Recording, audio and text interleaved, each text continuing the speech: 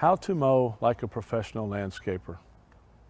First, be sure that when you're doing this project that you pay attention to every detail. Secondly, you want to take into consideration your safety, and that is a very important issue. Always wear earplugs or earmuffs, and always wear a very good pair of safety glasses to protect your eyes. At Showplace Lawns, we edge first.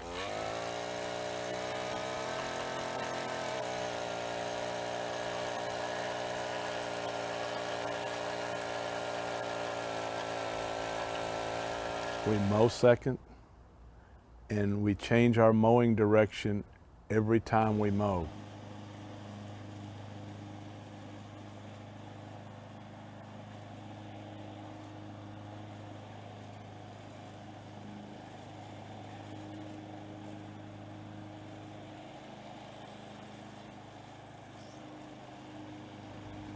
That's going to allow the grass to stand up straighter, whereas if you cut it the same way every time, the grass does not come back as straight. Then after that, we do our trimming.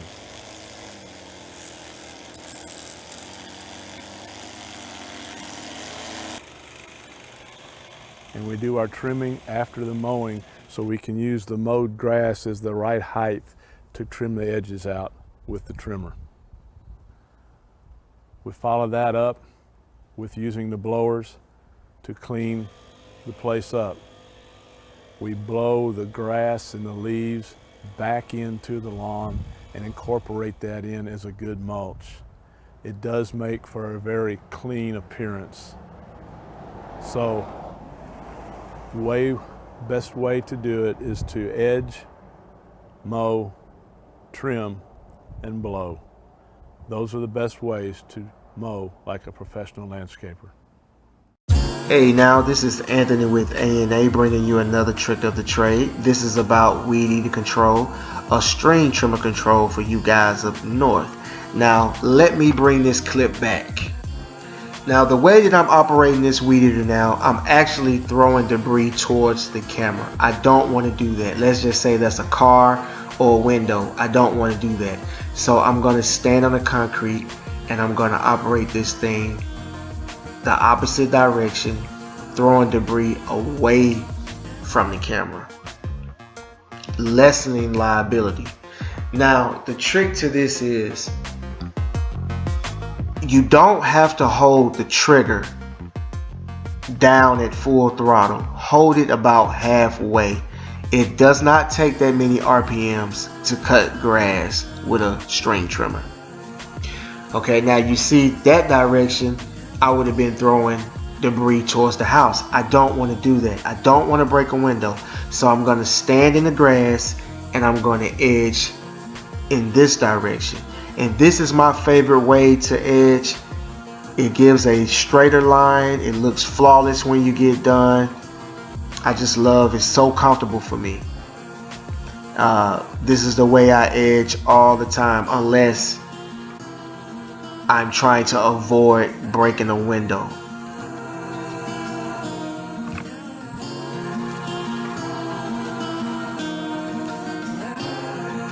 Hey, I'm Jason Creel. You know, one of the videos I've done in the past has showed how to edge with a string trimmer.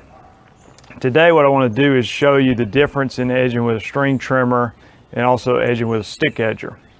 Now for you in the lawn business, what I tell people is when you're starting out, it's a lot easier to edge with a stick edger, and that's kind of an idiot-proof way to do it that gives you a good clean edge without a lot of consequences. I mean, the only thing to look out for is sometimes people have like an underground pet fence or something and that metal blade can cut that, where usually a string trimmer wouldn't cause damage to that. But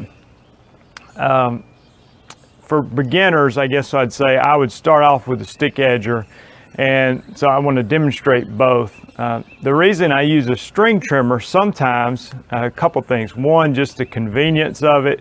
If you're already, it's one less tool that you have to switch to. So let's say you have a stick trimmer on your truck, but it's a small yard, where you can grab your string trimmer, go out there and do all your trimming, and also flip it over and do your edge in the same time, so it can be a little quicker. Also, it has a few more versatility to it, a little bit.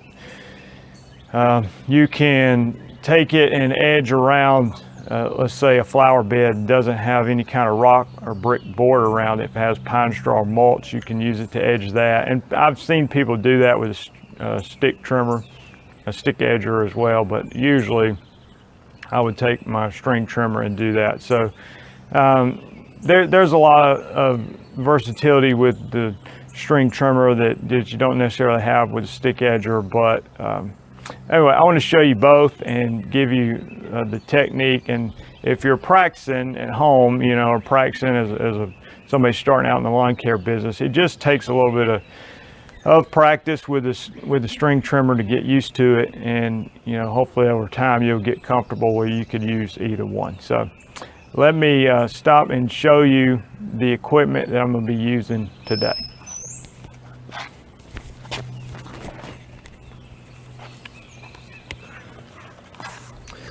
All right, for the string trimmer, this is a Husqvarna 525 LS. I've got a video out. This is my string trimmer that I'm using nowadays. I've got it equipped with you can see here, this has got speed feed head on it, which is what I like.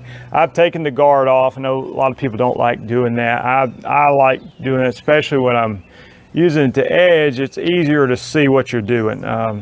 The guard obviously has a purpose, and so removing that, you need to be especially careful of where the rocks and debris are, which way the head's turning, so you'll know which way that you're throwing stuff, and make sure there's you're turning away from any kind of windows or cars or anything that could cause damage to. So but that's the trimmer I'm going to be using.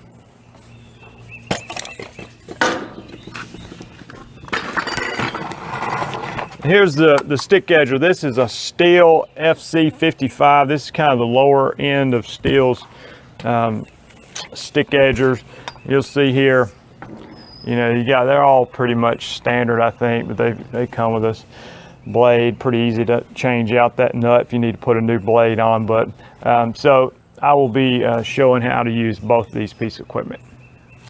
All right, so first we're going to use the stick edger here and show you how easy this is. This, when you're out there running a lawn business, where you're doing your own yard, a lot of times if you're breaking somebody in, a new employee in the lawn business, this is one of the easiest things you can teach them to do, this, and using a backpack blower. But basically you want to keep the wheel on the sidewalk or the driveway or whatever it is, and you want to keep this blade up against, it's going to go just right along the edge of whatever you're trying to edge, the sidewalk or driveway. It might cause a little bit of spark. It might, it's got this little protective flap in the back to keep things from throwing backwards. But just, so I'm gonna crank this up and I'm gonna show you how to edge the edge of this sidewalk.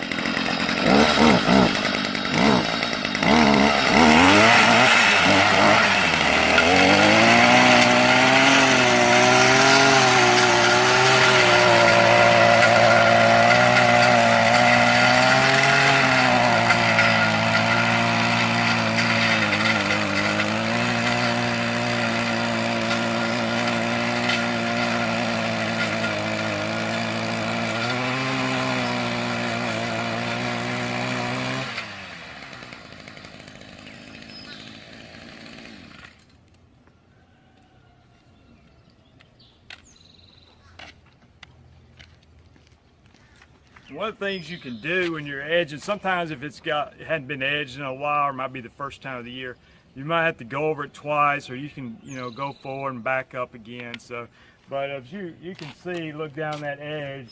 It's a pretty, this has been edged fairly recently, but it makes a real clean edge, hard to mess up with a stick edger. So, all right, now let me grab my string trimmer. We'll try the other side of the driveway with a string trimmer. Now let me try with the Husqvarna 525 LS. I'm a little rusty because it's the beginning of the year and I hadn't been edging that much, but I wanted to talk to you about a couple things. One, you can stand on the sidewalk side and edge, or you can stand over on the grass side and edge. It doesn't really matter. I find it a little easier to stand on this side. You can see what you're doing, but the key here is you want the string to be 90 degrees if possible. You know, you don't want it to be all leaning one way or another, because you're either gonna not edge it. You know, you want a vertical edge if possible. So some guys you'll see, and they'll put it up on their shoulder and they'll use the trigger like this. What I've found, what I do is, so if I'm trimming, I'm just holding the trimmer like this. It's just one simple move. I just flip it over. Okay, so I'm holding it like this, I flip it over. Now I'm using my thumb on the trigger. So I'm trimming, I come to something, let's say I'm up against a tree that's got pine straw around. I just want to edge around that tree, flip it over, and now I'm edging. It's just real quick. So that's what you're going to see me do. I just flip it over, but again, I'm trying to get, you know, fairly vertical with the line to make a good clean edge. So let's see how it goes. So if I turn it over this way, I know that I'm throwing debris that way. You know, I don't want to throw it back toward the camera, so here we go.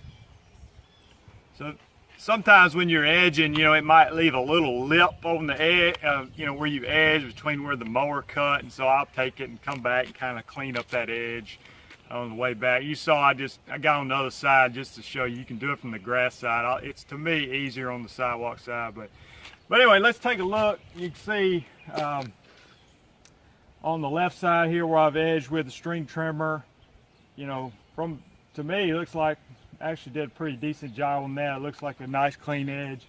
And then on the right side over here, so over here on the right side, obviously with a stick edger, you're going to get a clean edge almost every time. So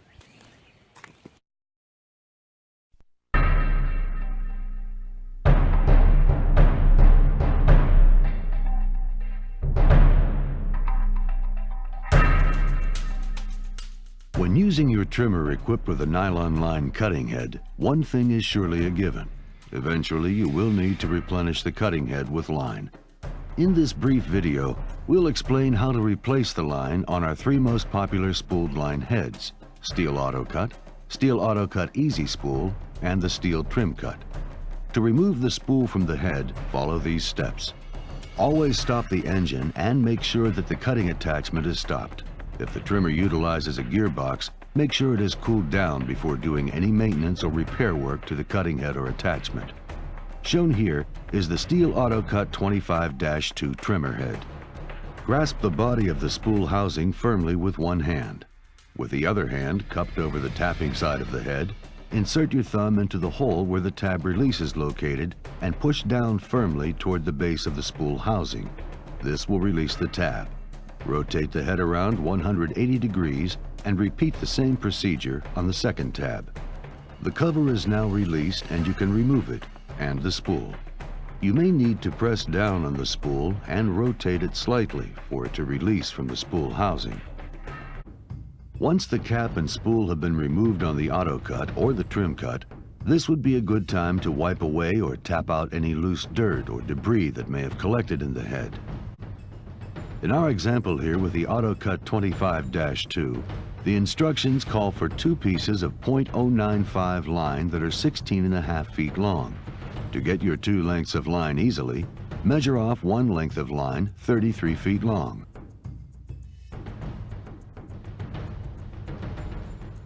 Fold the line in half and make your cut at the halfway mark. This will give you 2 correct lengths of line. You are now ready to wind your spool. There are a few important features on your spool that you will need to identify. First, on the top of the spool, you will find 2 or more notches. These are there to hold the line in place once the spool has been wrapped. Second, you will see the spool is split and the line retaining holes.